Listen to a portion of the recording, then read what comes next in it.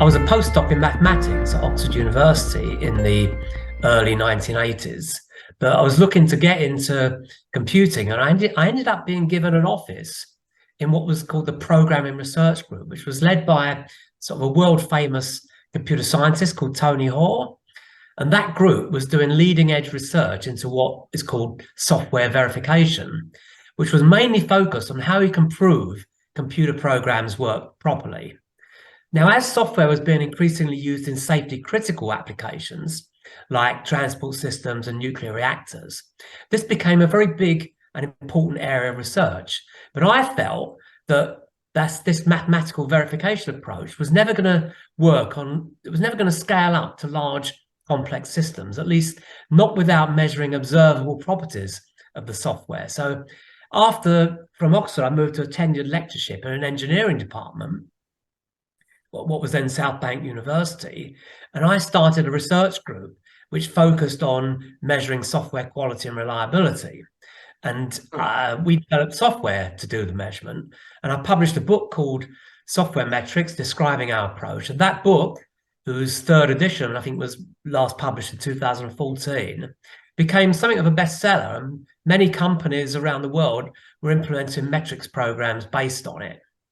But after moving to the Centre for Software Reliability at City University in 1989, I became increasingly interested in assessing not just software reliability, but also risk and reliability of safety critical systems generally. And one of the projects we were working on and doing consulting for was the Airbus A320, which was the first fly-by-wire aircraft. It hadn't yet flown. They were in the design and testing phase. And here you had a classic difficult risk assessment problem, namely, how do you assess when a new aircraft like that is ready to be used for commercial flights, given the Federal Aviation Authority requirements, which is that you've got to somehow demonstrate there's a less than, I think it was a 1 in 10 to the power 9, 1 over 10 to the power 9 probability of system failure per flying hour. Now, you certainly could never get enough data from flight trials to demonstrate this, because you'd basically be having to fly the plane for sort of millions and millions of hours and hoping that you don't have more than 1 or 2 system failures. Okay, right. So how do you do it? The verification methods aren't going to scale up. So we focused on using Bayesian probability, which enables you to combine very different types of data with expert subjective judgment. Now, but whereas Bayesian statistics have been around for a long time, for the type of risk assessment we were doing, you needed to be able to do Bayesian inference with lots of causally connected variables. And that's where Bayesian networks come in, which is what we've been using for risk assessment ever since. Wow, that's fascinating. And I don't mean to interrupt. If you had something else you wanted to say on that. No, that's the background, yeah. So what led to the development of Agena AI? Can you tell us a little bit about that?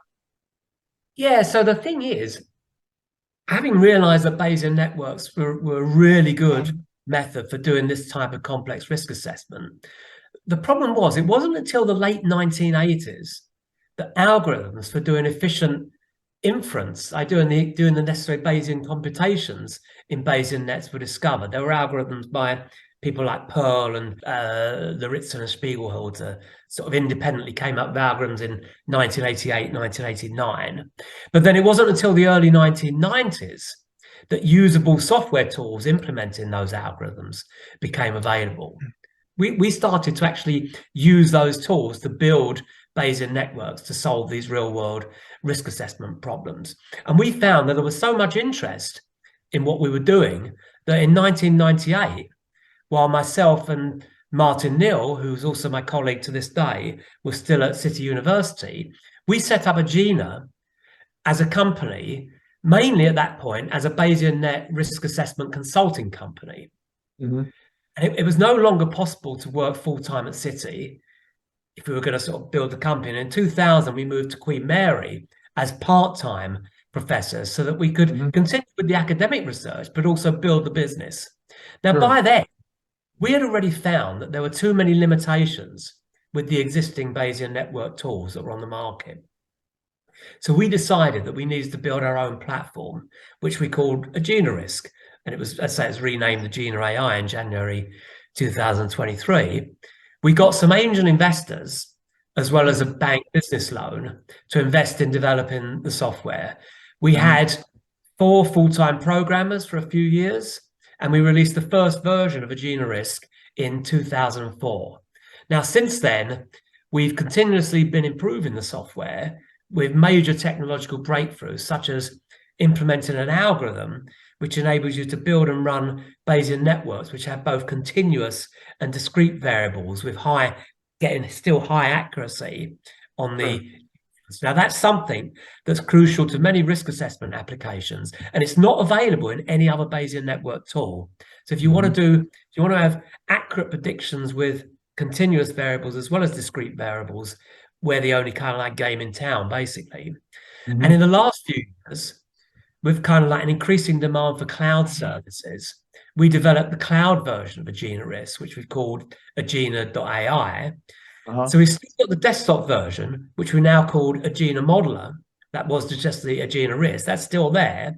That still allows you to create and run Bayesian networks. But we've also got now this cloud services component, which basically you can just access just by clicking on a sort of a new menu item in the desktop. And that enables models to be run in a cloud environment. And we've also got a very nice design environment to make it easy to create and deploy models as web apps, which which can be used by end users without, of course, having to access the Agena Risk software. And those web apps can also be used by people who don't themselves understand necessarily how to build a Bayesian network. Exactly. All they see will be like a simple questionnaire interface, which is easy to tailor for different users, and you can also tailor what kind of outputs you show. And again, like with nicely laid out graphs and stuff like that. They don't have to have any knowledge whatsoever of the underlying Bayesian network causal structure or anything like that. Sure. So can you share any examples of organizations that use Bayesian networks for risk assessment? Well, if you look at the client lists of the still small number of companies who sell Bayesian network tools, and of course Agena is one of those, I think you'll find that they cover just about every major company you've ever heard of, because Bayesian nets have become a kind of a general purpose AI tool. Now, it's difficult to know which companies use Bayesian networks specifically for risk assessment. It's also difficult to know how widely used they are within different companies, because they tend to be used, I guess, in the back office. They're not something which is a prominent part of company's business, right? So I think a lot of them now who are using them are using them more for things like intelligent personalization and consumer preferences. But what I can tell you about Agena clients that use Bayesian, I can tell you about Agena clients who use Bayesian networks for risk assessment. So our initial wave of clients were almost exclusively defense and transport organizations. So, for example, what was then called the United Kingdom Defence Research Agency, that's the government's main defence research agency. We built with them a Bayesian network tool, which they used to assess the reliability of new military vehicles. And this was used for many years, and it enabled them to reduce the amount of expensive track testing that they did on prototype designs. And with the UK National Air Transport System, also in conjunction with the Civil Aviation Authority, we developed a Bayesian net-based system that enabled them to determine optimal decisions about which new technology would minimize the risk of mid-air collisions and near misses. Wow. And then, for Network Rail, again, one of the big rail companies, again, we developed the Bayesian network system. There was all about assessing the risk of new rail components. Our next wave, then we had a whole wave of clients, including all of the main telecoms companies, Motorola, Philips, Orange, Nokia, who were mainly using template BM models to assess risk of embedded components in their kit. So this was mainly for kind of like, yeah, they were mainly sort of embedded software components in things like, yeah, telephones, TVs, that type of thing. Hmm. We also had a lot of financial organizations, that's like Royal Bank of Canada, ABSA, the big South African bank, and insurance companies who use Bayesian nets mainly to assess operational risk. And indeed, one of our main continuing long-term clients is a company called Milliman, who are the largest independent actuarial company, who basically, in turn, they provide operational risk solutions based on the Agena software for their banking and insurance company clients. Hmm. One of the other, I mean, one of our other major, ongoing current clients is Medtronic. That's that's the medical devices company. They've got a company-wide license for Agena risk, and it's used for a range of applications, including assessing the reliability of new medical devices. So you mentioned earlier that you had done some work with Airbus on the risk of the airplanes falling out of the sky, basically, I guess. Yeah. Did that work involve Bayesian networks? Were the Bayesian networks in operation by then, or was that pre? So that was when we realized that the way to do this was with Bayesian networks. That was when we started to use the Bayesian networks and started to use the Bayesian network tool for doing that. And we did it for different bits of. There were different, of course, Airbus. We were working with people in France then, but there was also in the UK. We did work. I think it was with British Aerospace on the safety and reliability of the landing gear. And again, it was all about we were using the Bayesian nets to combine the reliability from the test data with knowledge about both the component structure and also about how the different sort of design approaches that have been taken. Another question that might be interesting is, are there examples of organizations that you think should use Bayesian networks for risk assessment? Maybe some of them are currently not doing it, or may not have data on whether they are or aren't. But can you speak to which ones Yeah. really should more than others perhaps be using Bayes nets? Okay, it's a good question because even among companies who use Bayesian nets, it's still the case that most standard risk assessment is performed using either no quantitative methods at all, like checklists, Right, heat map, sort of risk registers, or right. when they use quantification, they're Mhm. using kind of like purely data-driven, what I call purely data-driven approaches, mainly with things like classical statistical regression modeling. Right. The problem is that unfortunately, the big data fad has actually led a lot of organizations to believe that with enough big data, there'll be the sort of the pure machine learning methods, of which there's many, and Hmm. lots of people kind of like becoming really into this stuff. That Hmm. they think that that's going to be sufficient for them to do accurate risk assessment. But the problem Hmm. is, in almost all risk applications, no matter how big the data is, it's the data that's missing or hidden that's critical for accurate prediction and improved decision making. Now, Hmm. I can give you an area, a particular problem is it's the area of medical and public health, right? Because Hmm. while machine learning can work well in very specific medical applications like image recognition with things like MRI, X-ray scans, right? They Hmm. can almost do as good as humans there because you can simply get it to learn millions and millions of scans with and you know what the gold standard outcome should be. So it can learn that Hmm. pretty well. But it's actually pretty useless when it comes to things like the really important things like disease diagnosis and prognosis and decisions about which treatment is the most suitable. Now, here's the thing.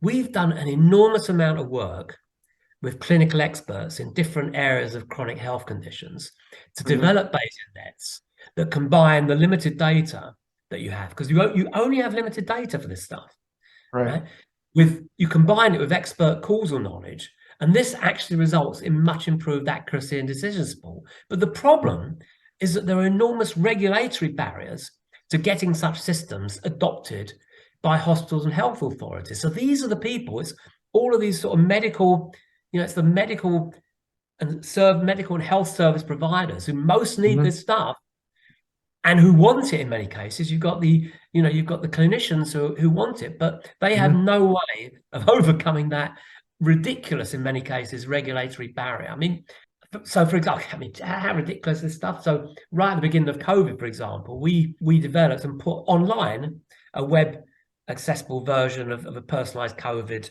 decision support tool, helping people to Sure. understand, whether they were infected, take an account of all kinds of risk factors and all kinds of testing symptoms, all this stuff, and likelihood of needing a hospital treatment and all that sort of stuff. We did all of that very, very on. It was very, very, very comprehensive system developed again with the data available and the clinicians we were working with. But do you know that we couldn't even make that public, because to do so it counts as a medical device, even if it's just Oh a piece my of software, heavens. just for an online decision support tool. So you can imagine what it's like. Fascinating.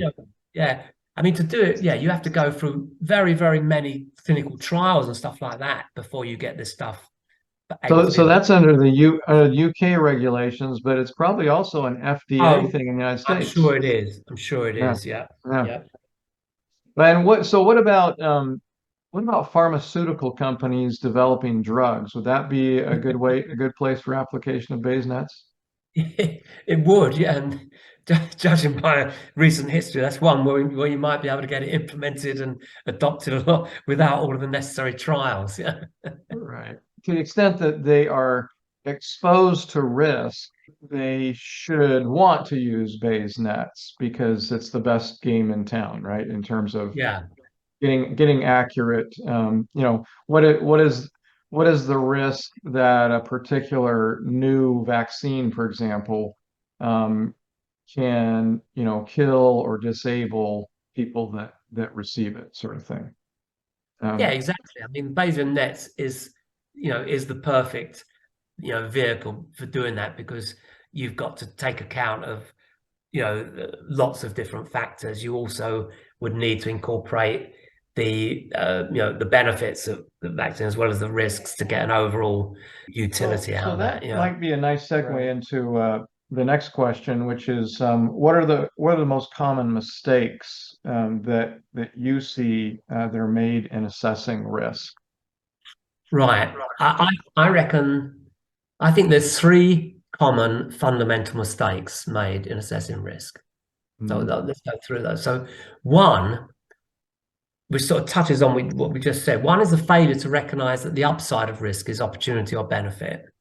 And Mhm. hence, any serious risk assessment should incorporate an analysis of risk benefit trade off.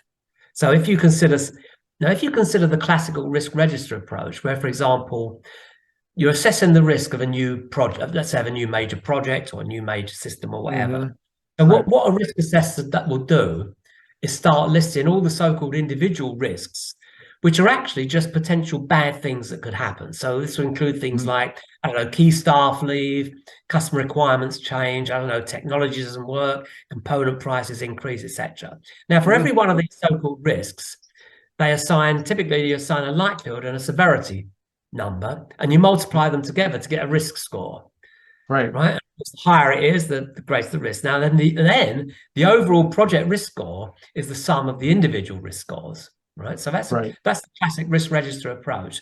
The Mhm. problem, the problem with that approach is that even if you do properly consider the upside of delivering a good project, you end up with a counterintuitive result, which is that the less you think about and plan for risk, the less risky the project will appear to be from a risk scoring perspective. So Right. if you've got, for example, two alternative projects to consider, Mhm. and a different risk manager, they might be quite similar, but you get a different risk manager to do them. One of whom actually does a very thorough risk assessment according to this approach, and the other who doesn't, then you can inevitably end up choosing the one where there was no thorough risk assessment done, because it's going to come up Mhm. with a low risk score. So it's good. So you got that, which is kind of Mhm. like quite funny, and I don't actually understand why. I can tell you, I have seen many examples, right, where exactly that has happened, where companies have decided not to go for a particular system simply because it looked like it was too risky, simply because there'd just been an incredibly thorough risk assessment Right. done. So All the anyway, bad things can happen. We've yeah. identified those, right? Yeah. Now, the second fundamental mistake is the failure to understand the causal context for any risk. So let's say, for example, the risk of a cyber breach can't be meaningfully measured unless we know the probability that a trigger event, like a particular cyber attack, will actually happen, and the probability that any controls we've got in place will fail. And the impact of the cyber breach will in turn be dependent not just on the probability of the cyber breach happening, but also on any mitigating controls you've got in place, such as, I don't know, you might have insurance policies, maintenance policies. And of course, this is exactly where Bayesian nets come in. And this is the causal template that we actually use so many times. So I just want to share my screen on at this point. So what you've actually got here, risk is actually an event that is characterized by what we call a sort of a causal chain of events. Let's think of something like a car crash. That's a risk event. If you're going to do some driving, the consequence of that can be an injury, but you're going to have a trigger. If you drive too fast, you're more likely to have a car crash.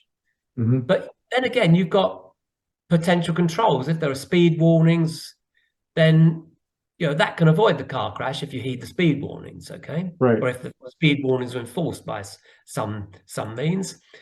And then how bad the injury is going to be, or is going to, of course, be mitigated by things like whether or not you wear a seatbelt.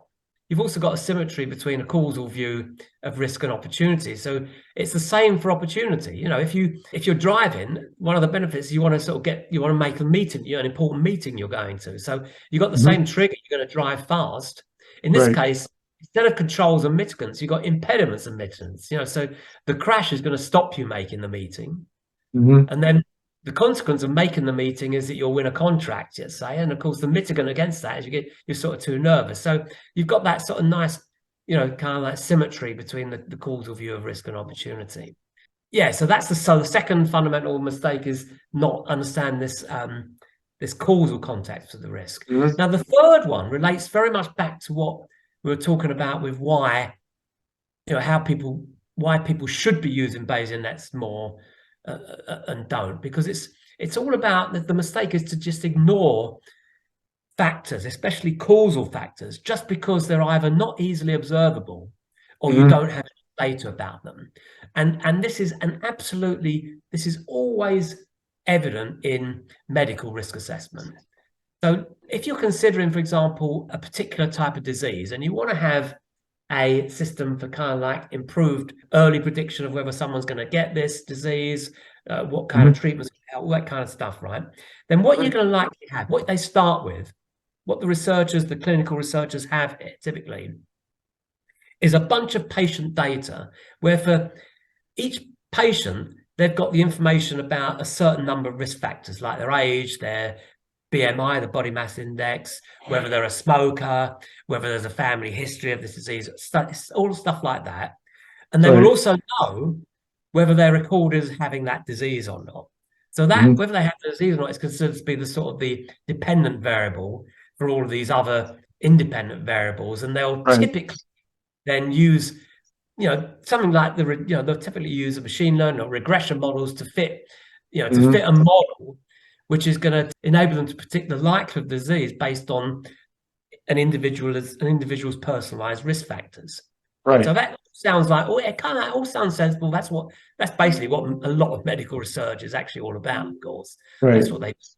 But having worked in so many different areas of particular chronic conditions, especially with this, we know that any models that come out of this generally have very limited predictive accuracy. So for a start, and here's why, whether or not they're recorded as having the disease is actually only an indicator of them actually having the disease.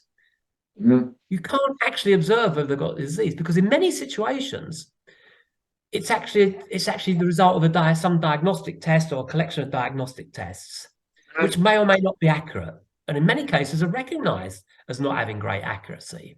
Sure. So there's measurement bias there. Sorry, you don't know whether there are false positives in those who are diagnosed with the disease, and even those who are not actually. But even more obviously, and more crucially, if a patient is never tested at all, then they're never going to be diagnosed as having that disease, even if they do have it. Right. And you'll have patients in your database who are recorded as not having the disease simply because they didn't have access to any medical. Because they weren't tested. Yeah. And they didn't see doctors, just got this good patient. Anyway, so now in addition to the unobserved factor, having the disease, you need to incorporate the observable factor, but one which you may not have much data on, namely whether they were tested or how rigorously they were tested. So, I mean, then you've also got to consider whether there are systemic biases in the data. For example, typically these kind of data sets massively overrepresent people having the disease because they'll tend to have been collected by particular clinics who specialize in treating that particular malady. Right. Exactly. So you get a completely biased population. Now, with a Bayesian network, there are techniques for incorporating all of those missing factors and all of those biases and causal factors, as long as you're prepared to incorporate expert judgment into the necessary conditional probabilities that you need to which is not supported by the kind of data that machine learning recognizes as data.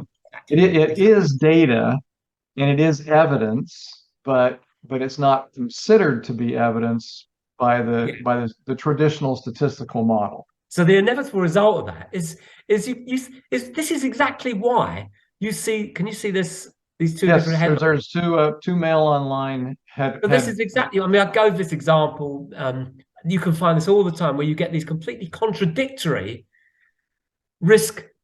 And now these studies on risk of different risk factors on different diseases, etc. So here you can see January 2019, 1 egg a day lowers your risk of type 2 diabetes.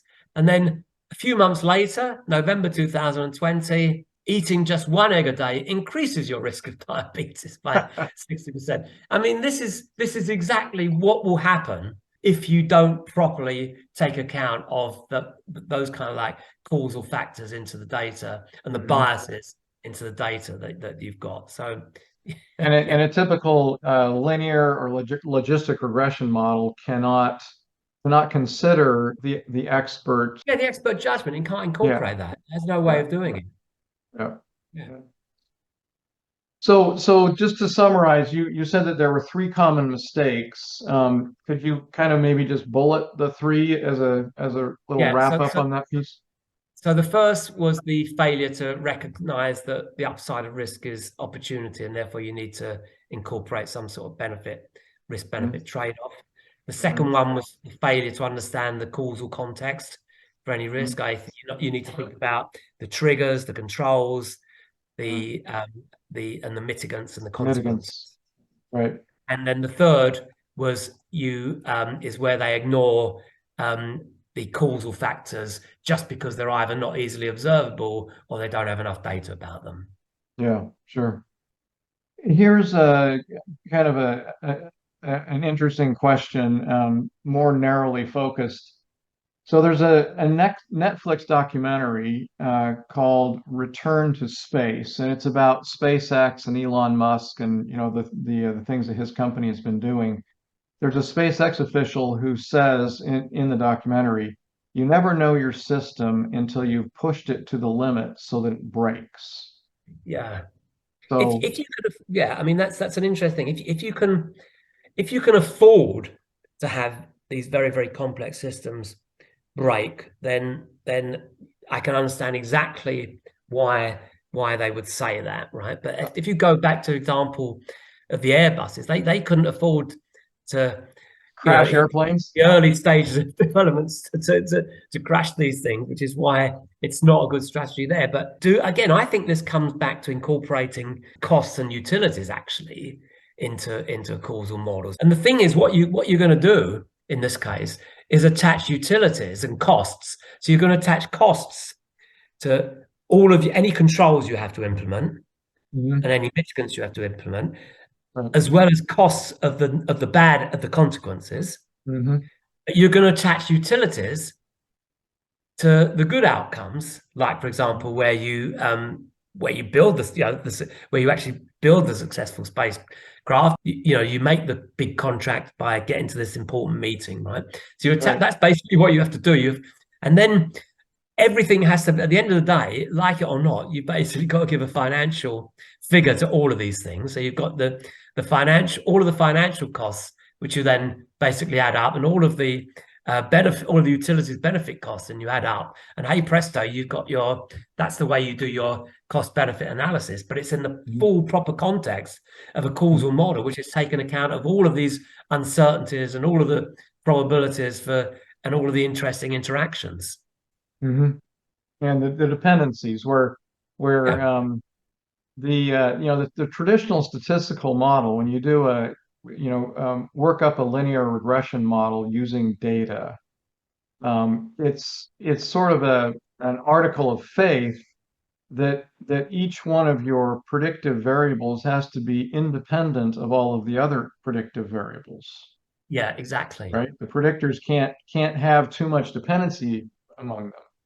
But Yeah, in they the are Bayesian generally network, independent. Yeah. so in the Bayesian network, we really kind of flip that on its head and we say we're explicitly recognizing these dependencies.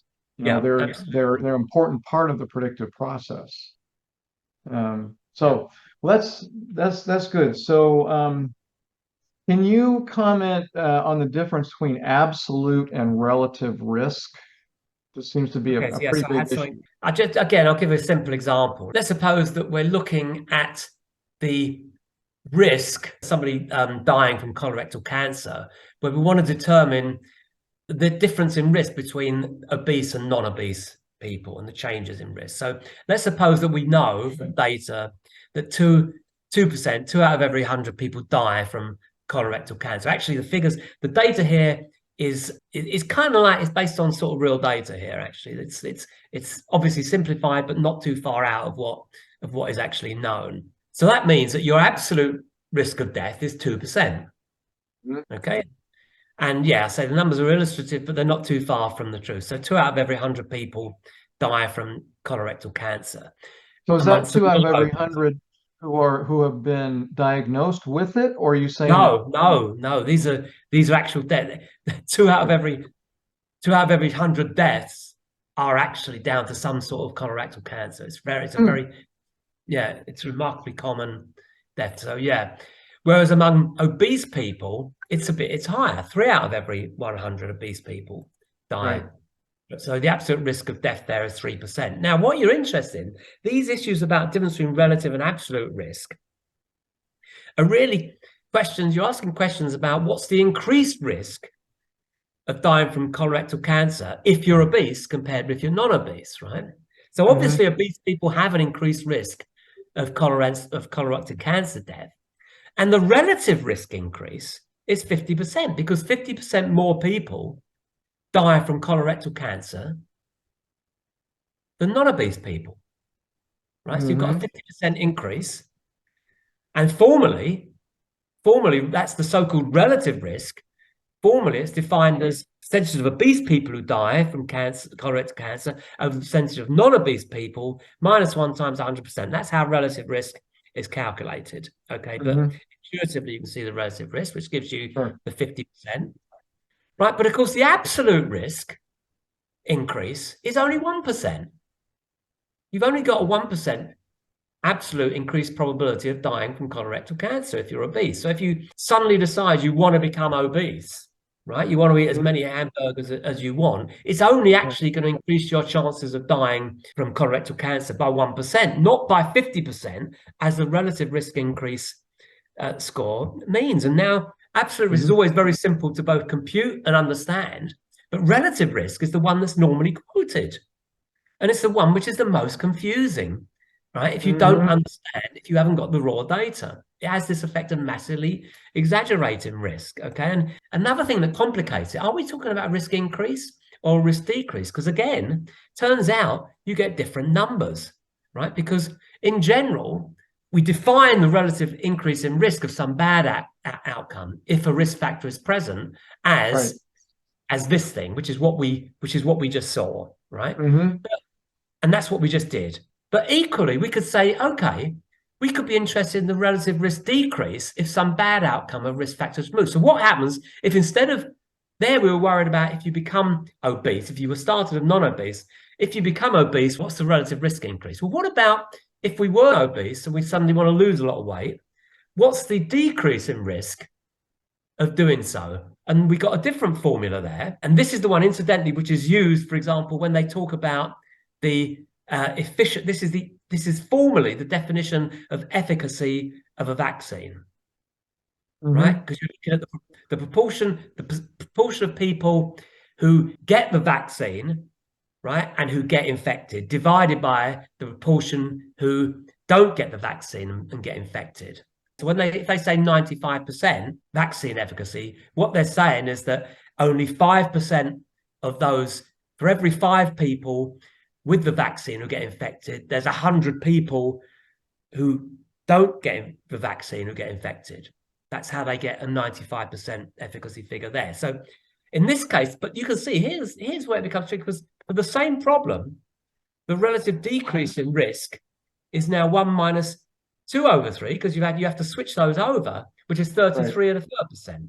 So again, these are things you need to know. Are we talking about risk increase of doing it, or are we talking about risk decrease of not doing it? It's all a bit subtle, and it becomes quite sort of complex. So yeah, so we're interested in reducing the risk in the case of so what people, I think that most people, when they hear somebody say this vaccine is 95% effective, or its efficacy is 95%, I think that they believe that this means that they're 95% less likely to get the disease if they get vaccinated.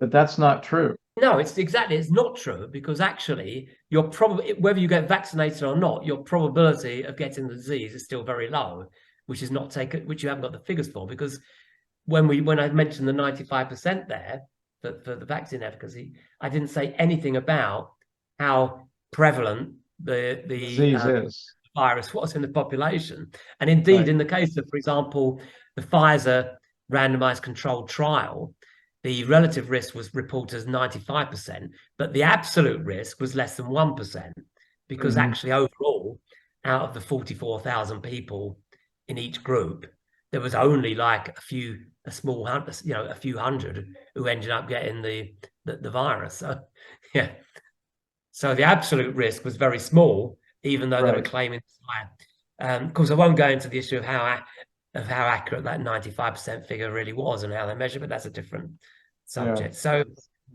yeah, I mean, so this is the final example, I guess, or using an analogous data. So suppose that 2 out of every 100 people with a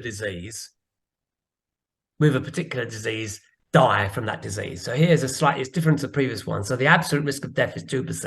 So this is more in line with the sort of vaccine thing. But just think of any disease and a treatment which you might die. So if the absolute risk of death is 2%, right, with the treatment, whereas without the treatment, let's say 8 out of every 100 people with the disease die. So again, the absolute risk is 8% of dying if you don't get the treatment. So you've got this risk increase. The absolute risk increase is 6%, but the relative increase in the risk of death is 300%. Yeah. So that 300% is a much scarier number, right? Right. And normally in this case, but normally we do it the other way around. We talk about how much do you decrease your risk if you have the treatment? And in this case, again, we go back to that formula. And now it's just, instead of doing this ratio the other way around, you're now doing it as the percentage of people with the treatment who die over the percentage of people without the treatment who die. In that case, it's 1 minus 2 over 8, which is 75%.